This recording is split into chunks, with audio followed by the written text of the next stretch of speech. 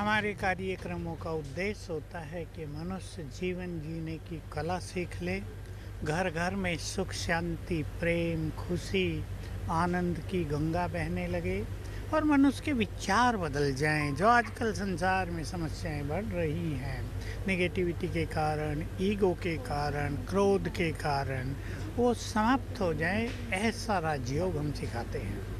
आपने एक बड़ी बात कही है, लेकिन आजकल के सामाजिक परिदृश्य में और समाज में जिस तरीके से कुरीतियाँ दिखाई दे रही हैं, लोगों में गुस्सा दिखाई दे रहा है, आप समस्याओं के समाधान की बात कर रहे हैं, तो कितनी बड़ी चुनौती है, कैसे खत्म होगा? नो डाउट बहुत बड़ी चुनौती है, क्योंकि समस्याएं तो जैसे हिमालय का पहाड़ बनकर संसार के ऊपर गिरती जा रही हैं। बहुत कम घर दिखाई देते हैं जो समस्याओं से मुक्त हैं, अन्यथा कहीं रिश्तों में समस्या है, कहीं बीमारियों की बड़ी बड़ी समस्या है, कहीं क्रोध और अहंकार के कारण लड़ाई झगड़े और अनेक तरह की अशांति की समस्याएं हैं, डिवोर्स हो रहे हैं, परेशानियां बढ़ रही हैं और सबसे बड़ी समस्या हो गई है आजकल ओवर थिंकिंग की। तो मैं ये कहूँगा कि समस्या कितनी बड़ी हो उसका समाधान तो है, ताला कितना बड़ा बना हो चाबी तो होगी ना उसकी जिससे वो खुलेगा। समस्याओं का समाधान है, मनुष्य को अपने को बदलना होगा, अपने विचारों को थोड़ा श्रेष्ठ बनाना होगा। भारत की जो महान कल्चर है जो लोप हो गई है पिछले 20-25 सालों में ही हम उसको लोप होते देख रहे हैं।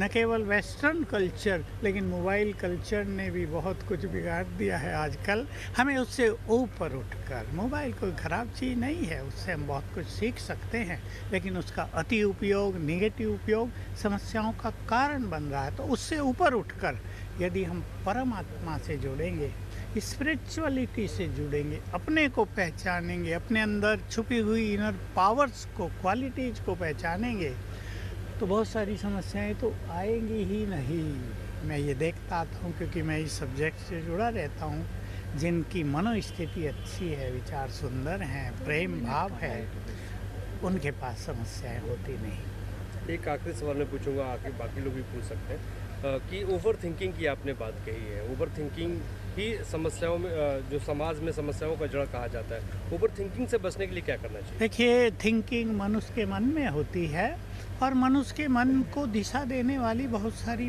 बातें संसार में घट रही हैं, लेकिन अगर हम अशरीरीपन का अभ्यास करते हैं जो अध्यात्म का मूल स्वरूप है, यदि हम अपने मन में सुंदर विचारों का सृजन करते हैं तो सुंदर विचार नेगेटिव विचार को, ओवर थिंकिंग को समाप्त कर देते हैं। ये राजयोग की बहुत सुंदर विद्या है। दिनों दिन जो समस्याओं में बढ़ते जा रहे हैं और घर घर में टेंशन है, डिप्रेशन है, और ख़ासकर हमारे जो यंगस्टर्स हैं उनको जो दिनों दिन डिप्रेशन बढ़ता जा रहा है, नींद ना आने का प्रॉब्लम। तो जो हमारा ये समाधान प्रोग्राम है ये स्पेशल इसीलिए है कि जो स्पिरिचुअल प्रैक्टिस से, आध्यात्मिकता से हम कैसे सांसारिक समस्याओं का समाधान करें, यही हमारे प्रोग्राम का जो है लक्ष्य है।